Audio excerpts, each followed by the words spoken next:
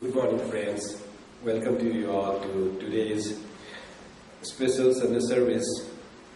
Because of the presence of Professor Murty, our guest speaker, it has become special. Many of you know Murty. He has been our guest speaker annually once a year. He has been giving talks, wonderful talks. I remember his talk on what is renunciation, or his another talk, the science of religion, like that thing. His talks very unique and very informative and practical. His talks, especially, is very practical, that you can make practical in our life. Last 2 years, we have been missing his visit to the Vedanta Society, and we're missing his talks. And this year we could get him, and a big power has to come to bring him here this year. We settled his coming this year to Vedanta Society, not in Toronto or in Kingston, but all the way in India. And where in India? In Belur itself. We met there, and there we talked about his annual visit here, annual talk here. Then we agreed upon that he will give a talk this year. We had thought of May, so it was not feasible, so he's coming here in June. Those of you who know him as a professor of the mathematics and chair in the university, Queen's University in Kingston. I'll read his formal short poem. Professor Murty, currently head of the Department of Mathematics and Statistics at Queen's University, where he holds a Queen's Research Chair in Mathematics. Specializing in number theory, Ram is a researcher in the areas of modular forms, elliptic curves, and sieve theory. He was elected a Fellow of the Royal Society of Canada in 1990. Was elected to the Indian National Science Academy in 2008 and had won numerous prestigious awards in mathematics, including the Coxeter James Prize. A highly learned Hindu scholar, Ram is also cross-appointed as a professor of philosophy at Queen's, specializing in Indian philosophy. His book, An Introduction to Indian Philosophy, will be published this year. He received his PhD in 1980 from the Massachusetts Institute of Technology, MIT. It was during his time in Boston that he met his spiritual teacher, Swami Sarvagatananda of the Ramakrishna Order. He was on the faculty of the McGill University from 1982 until 1996, when he joined Queen's. So I welcome you all, and I welcome especially Professor Murty to give us a talk, which we have been waiting since we heard the topic, The Secret of Self-Discipline. Professor Murty.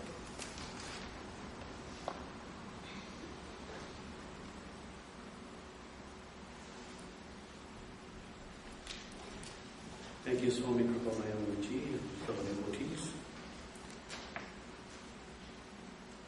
Om Tvameva Mata Chapita Tvameva Bandhu Chasakam Tvameva Vidya Dravinam Tvameva Sarvam Mamadeva Deva. You are my mother, you are my father. You are my relative, you are my best friend. You are my knowledge, you are my treasure. You are my all in all, the God of gods. This being Father's Day, it seems appropriate to begin with this sacred verse. It is not clear what the source is of this remarkable verse. According to Swami Yatishwarananda's book, Universal Prayers, it is found as verse 28 in the Prabandha Gita. A variation of this verse appears in the Mahabharata. Another variation is attributed to Sri Ramanujacharya's composition in Sharanagati Gadyam. In Sri Ramanujacharya's version, Sakhatvameva is replaced by Gurustvameva. It is a profound verse and is really addressing the Atman within. Of course, variations of this message appear elsewhere in the Indian spiritual literature, the most notable being the Taittiriya Upanishad, where we find Matra Devo Bhava, Pitra Devo Bhava, Acharya Devo Bhava, Aditi Devo Bhava. Let your mother be a god to you. Let your father be a god to you. Let your teacher be a god to you. And let your guest be a god to you. The meaning is that all people should be treated with respect. And these two verses have much to do with today's discourse, which is on the secret of self-discipline. Is there really only one secret, or are there many secrets? And when it comes to discipline, we find that we try to discipline others, but not ourselves. We try to control others, but can't control ourselves. Genuine spiritual life begins when we take steps to control ourselves, to discipline ourselves. The meaning of self-discipline perhaps is best understood if we consider its opposite word, self-negligence. We are what we are because of the cultivation of the mind. Our virtues, our strengths, our talents are all due to our past disciplines. Our failures, our weaknesses, our negative tendencies are due to our past negligence, our past carelessness. The mind is the determinant of what we are. It also holds the secret of what we can be. Expressing this idea, Sri Ramakrishna Paramahamsa used to sing, "O mind, you do not know how to farm. Fallow lies the field of your life. If you'd only worked it well, how rich a harvest you might reap." Indeed, the mind is like a fertile field. Even in the English language, we speak of the cultivation of the mind, as if the mind is a field to be cultivated, resonating with the images of the Song of Sri Ramakrishna. We understand the meaning of negligence in the context of a fertile field. If we do not cultivate the field, if we do not plant flowers, fruits, and vegetables in such a field, then we know what it becomes in that field. The field becomes the home of weeds, like poison ivy growing out of control. Negligence in such a case leads to jungle growth, the roots of which tap into the nutrients of the soil, the nutrients in the air, the nutrients of the rain. And it is indeed the same with the mind. A mind untended leads to wild growth, wild habits that deplete our energies. So the secret of self-discipline is to realize this, not just intellectually, as an academic idea or anything, but rather to realize it in practice with every fiber of one's being. If we can do this, the problem of character transformation is practically solved. It is easy to say, but how to do it? And in this talk, I would like to explore the idea, its ramifications, since in my view, self-discipline is the foundation of spiritual life. The goal of self-realization begins with self-improvement. So spiritual life really begins with self-improvement. It begins with an intense desire to transcend the mundane, to transcend the humdrum existence most of us lead. Every day we get up, we drag ourselves to work, we pretend to do it, and we do it badly. Mediocrity seems to be the order of the day, and day by day we descend into despondency. One half of the world is struggling for survival, for existence, for its daily bread. The other half has too much daily bread, and now suffers from the epidemic of obesity, the epidemic of affluence. And neither side inquires into the meaning of life. Neither side is able to transcend the mediocrity of life. And when we can experience this tastelessness of the lifestyle of the masses, when we have a desire to rise above this and pierce into a higher level of meaning, a higher level of existence, then begins our spiritual life. Self-realization, therefore, begins with an intense desire for self-improvement. It begins with an intense desire to raise ourselves from a lower state of consciousness to a higher state. In the Bhagavad Gita, we find the verse, Manushyanam sahasreshu kaschid yadati siddhaye yadatam api siddhanam kaschin mam veti tattvataha. Of thousands of people, perhaps one strives for truth. And of those that strive, only one perchance knows me. And this is the general pattern. The majority of humanity does not strive in this direction. Most do not even make the effort. Sri Ramakrishna relates the story of the fish caught in a net. Many do not make the effort to free themselves. They think they're quite all right, but some do make the effort. And perhaps 1 in a million frees itself from the net. And then the fisherman says, oh, there goes a big one. I have noticed that when I travel on buses, trains, and planes, there are many people that bring their laptops.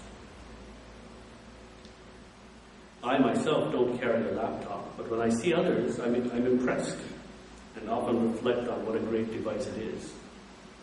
You can use large chunks of time to do useful and constructive work. A famous writer was once asked how he wrote his voluminous tomes, and he replied that he had used the interstices of life to complete the work. For those who do not know the meaning of the word interstice, it means a crevice or a crack, so it's a pocket of time. The idea is that we can use our spare time to write books or do any of the complete many tasks, many constructive, creative tasks. However, as I was musing, I saw that my fellow passengers were not writing books. They were not doing any constructive. They opened up their laptops and began watching movies. Across the aisle in the airplane, I saw a business executive open up his laptop and he started playing solitaire. You could buy a deck of cards for 50 cents. Using a laptop computer to play solitaire seemed to be rather bizarre. Time hangs heavily on their hands. And all of these people are using the laptop computer as an entertainment device. And then I reflected, is it possible that we're doing the same thing with our minds? Are we using our minds as an entertainment device? The human being is endowed with one of the greatest gifts, the gift of the human mind. The gift is used by a majority as a means for entertainment, as a means to control other people, as a means to gain power, as a means for sensual delight. And it is said that we all use only a fraction of our brain. But the tiny fraction that we do use, we use to satisfy our own sensual appetites. Indeed, the mind is really everything. As Milton wrote in Paradise Lost, the mind is its own place, and in itself can make heaven of hell and hell of heaven. Indeed, the mind is our eternal companion. You can't get away from it. A well-controlled mind is our best friend, and an uncontrolled mind is our worst enemy. This idea is reflected in chapter 6 of the Bhagavad Gita, where we find Sri Krishna saying, Buddhared atmanatmanam, atmanam avasadne, atmane vyaptano bandhu, atmaivaritmatmana. Raise yourself by yourself. Don't let yourself down. For you are your own friend, and you are your own enemy. Now this raises the obvious question. How is it that I am my own best friend? How is it that I can be my own worst enemy? And the next verse answers these questions. In the next verse we find, Bandhuratmatmanastasya yenatmenatmanachataha anatmanasya shatrutve vartetatmanam shatruvat. If you have conquered your lower self by the higher self, you become your own friend. If you're negligent, you become your own enemy. This particular verse draws our attention to one of the greatest contributions to Indian philosophy to world thought. And in my view, it stands supreme in the realm of ideas that would transform civilization and take it to a higher level. And what is this idea? It is the concept of a higher self versus a lower self. At this moment, we're all identified with our lower self. We're blissfully unaware of our higher dimension. The identification with the higher self is what is called enlightenment. And this, in fact, is amplified in the next verse in the Bhagavad Gita. Jitatmana prasantasya paramatma samahitaha sitoshna sukadukeshu tada mana pamanayo. When one has conquered one's lower self and has attained to the calm of self-mastery, his supreme self abides ever concentrated. He is at peace in cold and heat, in pleasure and pain, and in honor and dishonor. So in all of us, there is a higher dimension of being, and this is called awareness, or pure consciousness. The Sanskrit name for it is Atma. It is also called the higher self. We think, we feel, we act, but at the same time, we can see ourselves in the process of thinking, in the process of acting, in the process of feeling. We're continuously observing ourselves. And this higher level of our being is our essential nature. And this is the meaning of the great Mahavakya, Tattvamasi, Thou art that. And in the Christian tradition, we also find the same teaching, the kingdom of heaven is within you. In the Bhagavad Gita, we find one word constantly used, and that is Atma Samyama. Atma Samyama can be translated as self-discipline. Thus, having understood the necessity of self-discipline, the spiritual seeker begins the journey to enlightenment. And this journey is not a physical journey. It is not that we move from one physical place, physical location to another physical location, but rather the journey is a mental one. It's an inner journey. It is a battle with oneself. This idea of battling with oneself can also be found in the Islamic tradition. The real meaning of jihad is to battle with oneself. It is the subduing of animal nature by expressing our higher human and spiritual natures. Human nature has a selfish side, which is lower, and a higher side, which is unselfish. The lower mind is subdued by expressing our higher human side, and this allows the mind to go to higher and enter the spiritual dimension. This struggle of the lower nature of the individual versus the higher nature of the individual being subdued by a spiritual awareness is depicted in Indian mythology, where you have Shiva riding the bull. Bull is animal energy, and Shiva is pure consciousness. So the idea of higher level of consciousness controlling the lower animal energies. You have Mother Durga riding the lion or the tiger or whatever the case may be. Again, the idea of subduing our lower nature by the higher spiritual consciousness. The battle imagery is the setting in the Bhagavad Gita. In the battle of Kurukshetra, which is the opening scene of the Bhagavad Gita, the battle is symbolic of the battle within the mind. Often, it is a battle between sensuality and spirituality, between selfishness and unselfishness. Many times we opt for the sensual route, we opt for the selfish route, and then use our reasoning faculty to justify our actions. This adds to the drama of self-delusion. And the opening chapter of the Bhagavad Gita is important in that it epitomizes the recurring predicament of every human being on the planet. Every day we find ourselves at the crossroads of life, when we must make choices and decide what course of action we must take. Especially in moments of crises, we must think clearly. This universal dilemma is singled out and highlighted in the opening chapter of the Bhagavad Gita. Arjuna, the valiant warrior, is on the battlefield and must now fight his cousins. His venerable teachers he must fight. And these are arrayed against him. But his attachment to them overtakes his mind and he does not want to fight. He now gives seemingly lofty and noble reasons for not engaging in battle. He says, "It is better to live the life of a mendicant than to slay these honored teachers." Now, this is an acceptable argument for a university professor who has no training in battle, cannot wield a weapon, and has spent all his time submerged in books and ideas.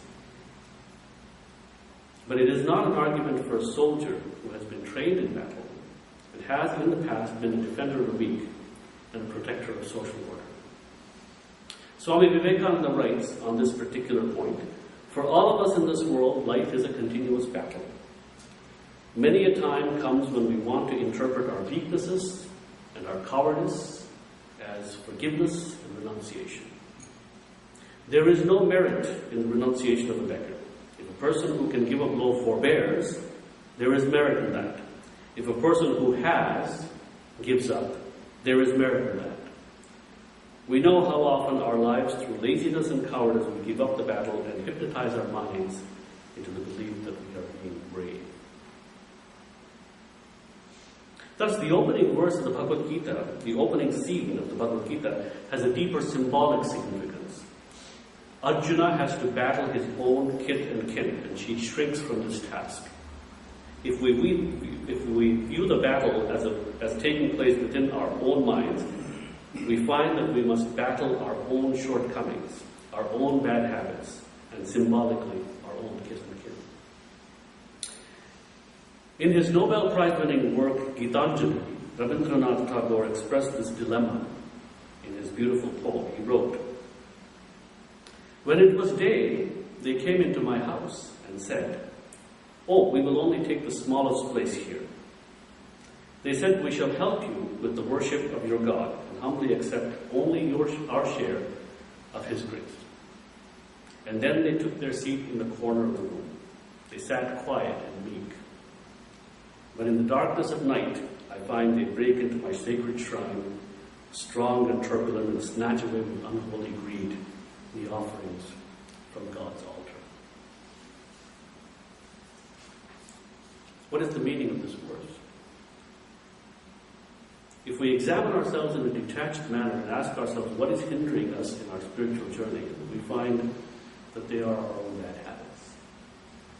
If we probe further, we find that these bad habits were actually admitted into the field of our mind through our own negligence. These bad habits found a fertile field in our mind because we allowed them there. We were negligent and not alert, and so they found room in the home of our mind. At first, these habits look harmless, but slowly they grow to take over the mind and snatch with unholy greed all the virtues are offerings to the spiritual ideal. In his brilliant and practical manual on yoga, meditation, and spiritual life, Swami Yatishvarana says, in a humorous fashion, he just tells a story about a camel.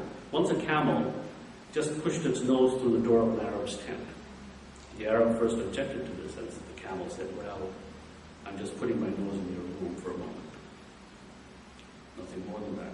But in fact, it slowly pushed its ugly head and its whole body through the door, and when the owner objected to its presence in his room, it said, "Well, if you don't like the presence in your house, you'd better get out, but I will not." The subconscious and the unconscious mind always wants to do us harm. This is still Swami Yatishvarana. And it patiently waits for an opportunity to do so effectively. So you should give it a good scolding now and then. Drive into it powerful suggestions and keep it under control. After all, it is you who are the master, not the mind. Do not allow the camel to come in. If you do, you'll have great difficulty in driving it out.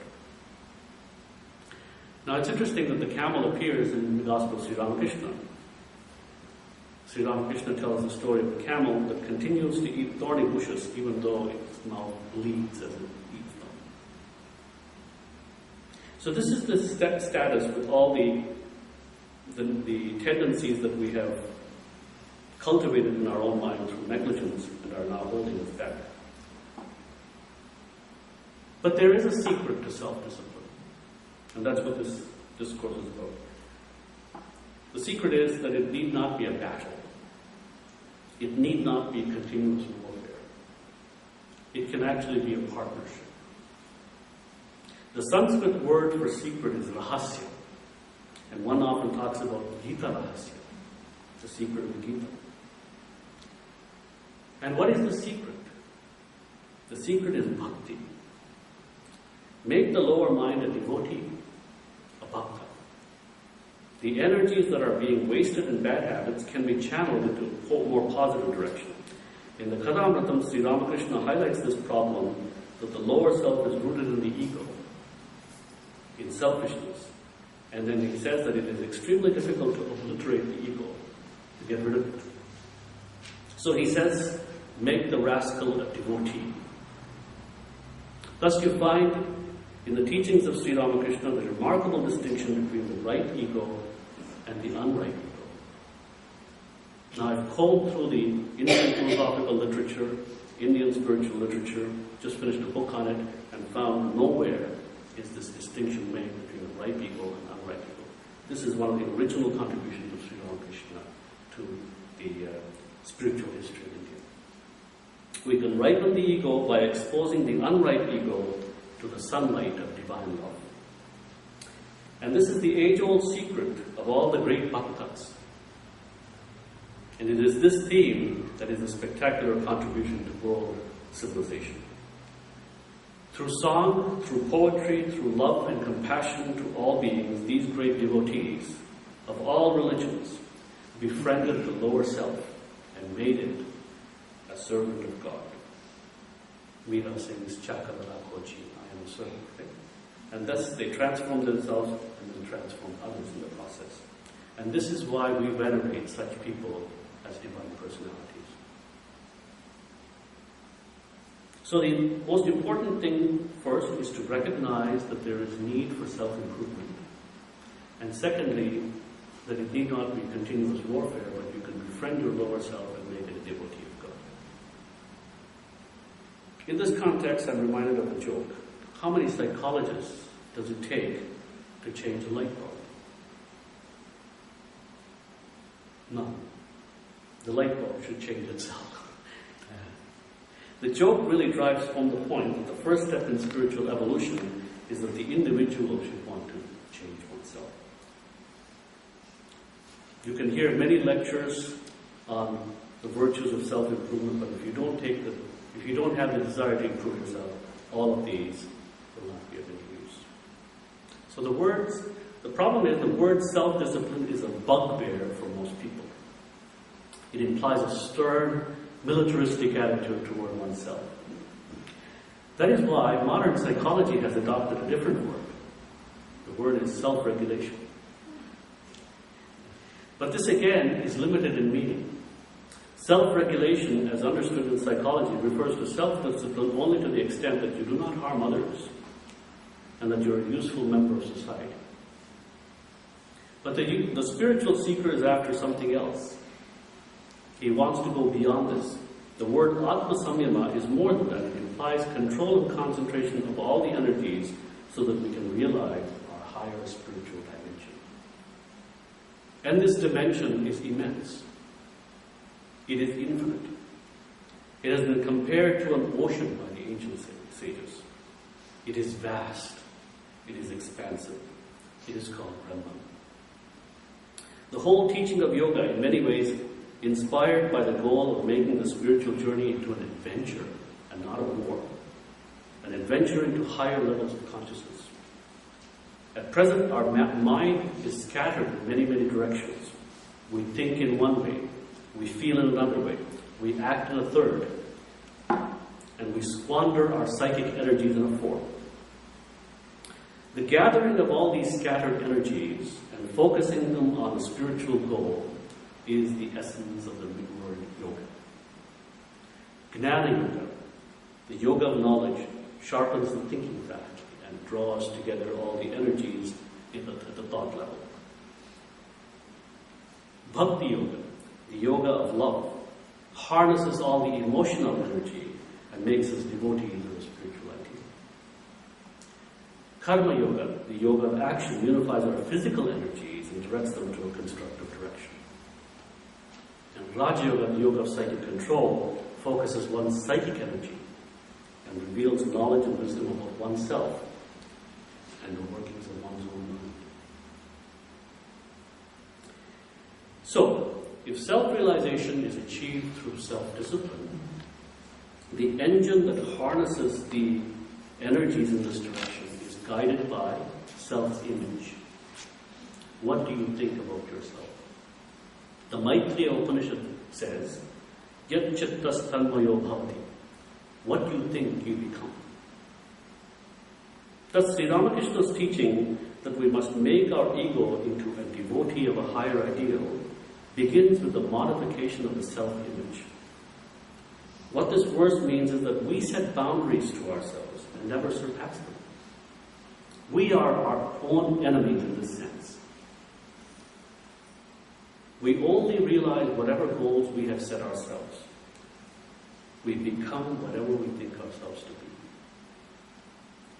There's a famous quotation of Michelangelo. He said, the problem is not that we have set our goal very high and have not realized it, but rather we have set our goal too low and have realized it. Yat chittas tanmayo bhavati. What you think, you become. We are much more than what we have accomplished. So it is a limitation to identify oneself with what you have accomplished. The mind has infinite power.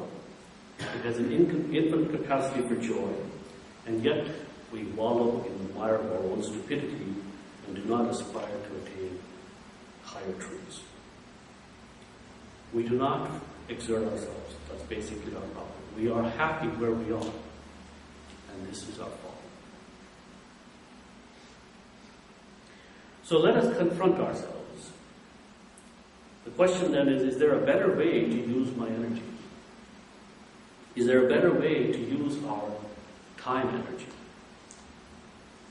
The controlling of the mind, the discipline of the mind, is intimately linked with the control of time. In Indian philosophy, time energy has been called Kaleshwar, and thus has a divine status. We all move in the ocean of time. We all have the same amount of time. There is no aristocracy of time energy. You cannot bank your time and save it for tomorrow. You must use today. You cannot save today for tomorrow.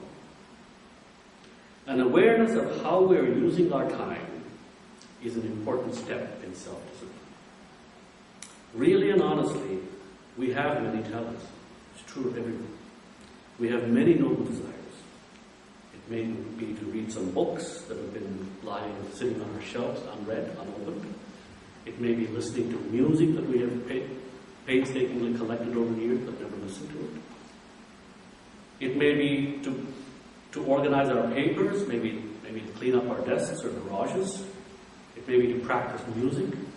It may be to do regular physical exercise. We have all these noble goals, but we never take any steps toward them. We postpone things for tomorrow, and this is our folly. My spiritual grandfather, Swami Akhandananda, taught that every morning we should plan out our day and list the things we would like to do. And at the end of the day, we should ask ourselves, how many of these things have we done? At first, it might be disappointing. However, slowly we bring in an awareness of how we are spending our time. This awareness of how we're spending our time brings in a certain control of the mind.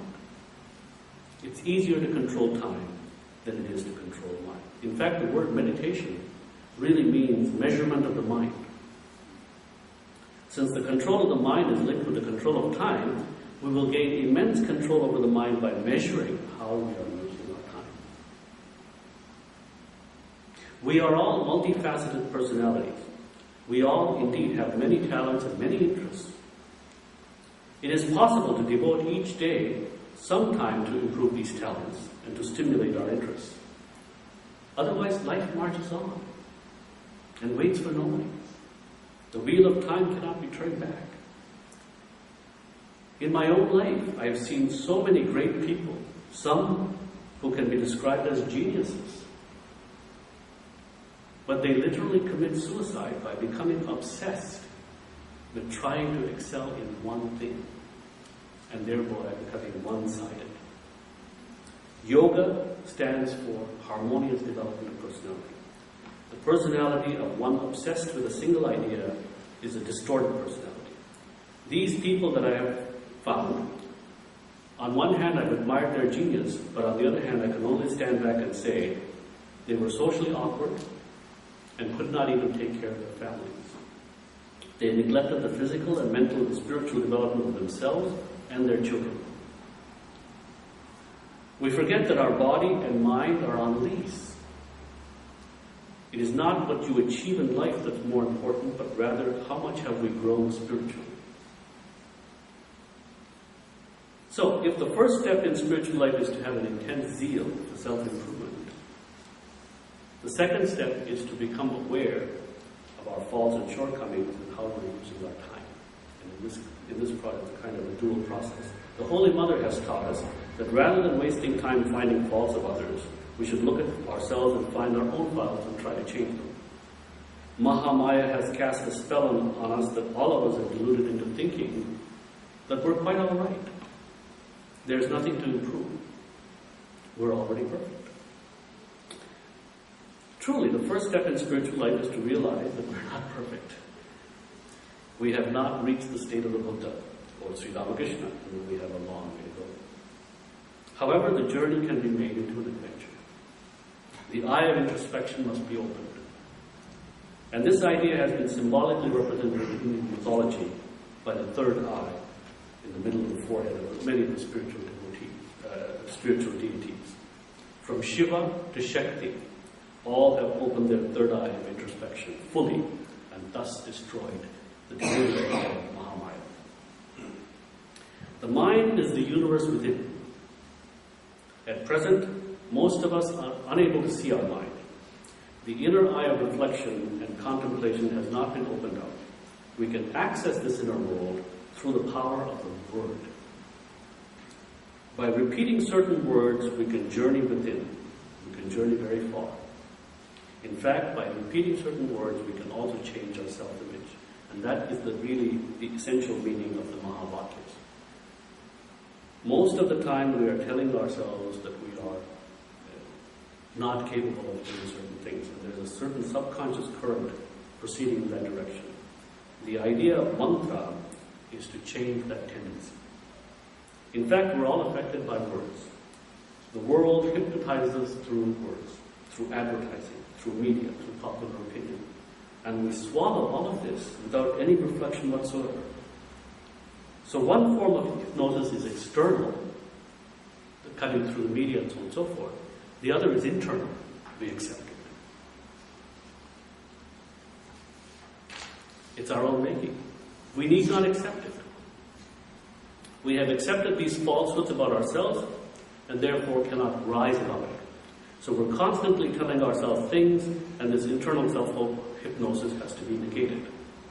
And this is the second stage in spiritual life. The first stage being recognition of the problem, and second, to dehypnotize oneself. In a lecture at Harvard University more than a century ago, Swami Vivekananda was challenged by a student saying that the message of Vedanta that he was teaching seems to be a form of self-hypnosis. To this, Swami replied saying, "No, you're hypnotized already. Vedanta is the method of dehypnosis." Now this discussion occurs on page 303 of volume 5 of the complete works of Swami Vivekananda. Trying to prepare for this particular lecture, I wanted to find the exact reference. And I thought this was again a good example of the level of hypnotization that exists in the world.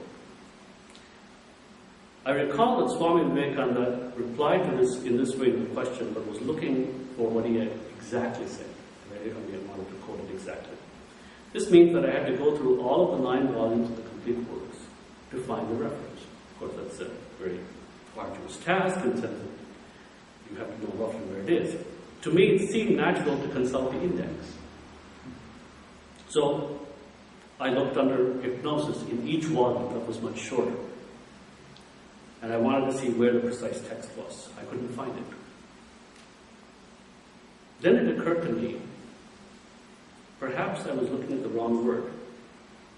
Hypnosis was not the word. Maybe I should look at Harvard. After all, indexes are prepared by human beings, and the words that are listed in the index are the words that are thought to be important by a human being. Sure enough, when I looked under Harvard and check the reference. There was a discussion of hypnosis. This seemingly innocent music shows how much we are affected by public perception and how we have adopted these perceptions without any critical reflection. To me, it seems that both entries, hypnosis and Harvard, probably should be listed in the index, but it was only one, Harvard, was listed, and it was logical for me that hypnosis should have been there. But anyway, it gives us some idea how we're hypnotized into thinking what is important, what is not. Coming back to this power of the word, the Vedas, the verses from the Upanishads, or prayers like the one I opened this lecture with, have the power to calm the mind and raise it to a higher level of awareness. They enable us to take things carefully, not carelessly or negligently. Thus, recitation of these verses and reflecting upon their meanings is not only a meditation of reflection, but brings the mind to a higher stage of awareness. This is called the power of the mantra, or the power of the word. Since the task of spiritual growth is largely one of transformation of the unconscious, words and symbols have a powerful role in this transformation. And this explains the vast pantheon of religious iconography. The ancient sages knew that the subconscious is easily accessible immediately upon waking from sleep. They knew that at that moment, if the mind is charged with powerful ideas, at that critical moment in time, the subconscious becomes spiritually energized. One gains a greater control over one's life. Life does indeed become a great spiritual adventure. This is the meaning of the period of time described as Brahma Muhurta, or the time of Brahma in the Vedic literature. Indeed, we often find that as the day progresses, the mind gets filled with numerous thoughts, and it is more difficult to control. And so in the evening, there should be a process of slowing down the mind so that it can be brought into, again, a state of meditation.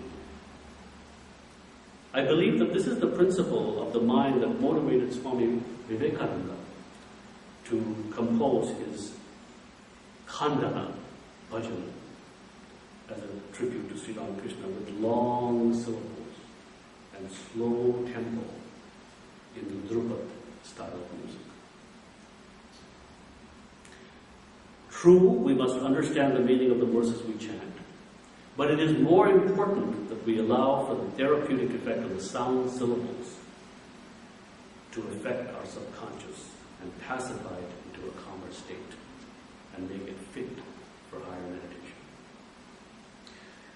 The meditative mood can be even taken higher into the realm of supreme silence, when the mind is absolutely still, supremely aware of itself. And this is the higher state, not when it is full of thoughts, sounds, or words. Expressing this profound idea, the Sufi mystic Rumi wrote, "A great silence overcomes me, and I wonder why I ever thought to use language." May we all embark on the journey of spiritual enlightenment. May we all take the first steps towards self-improvement and thus advance towards self-realization. May we all realize our oneness with the Supreme Brahman. This is my prayer.